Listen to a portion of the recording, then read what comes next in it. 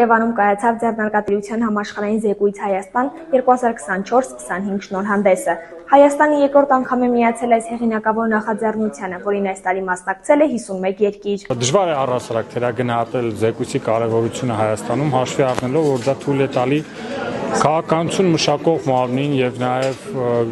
գիտական, ակադեմիական շրջանակներին հստակ հասկանալ ձեռնարկատիրության միտումները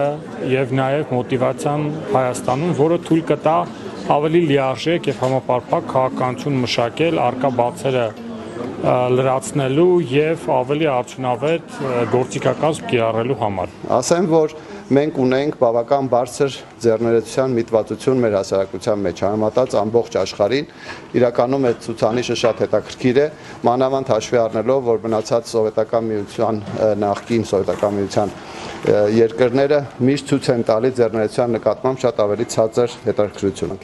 Ասեմ, որ իհարկե այդ ցուցանիշը նվազել է 19 թվականի նկատմամբ, մասնավորապես կարծում ենք, որ դրա պատճառը նա էր, որ 2019-ին հեղափոխությունից հետո բավական ավելի ռոմանտիկ պատկերացումներ կար ապագայի նկատմամբ եւ հետագան ցավոք սրտի այն բոլոր ճգնաժամերը,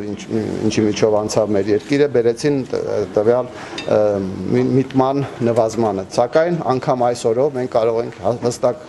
բնորոշել, որ Հայաստանը ձեռներեցության ուղղվածությամբ շատ ավելի բարվոք վիճակում է, Արևելյան Եվրոպայում առաջի տեղն է գրավում, իսկ աշխարհում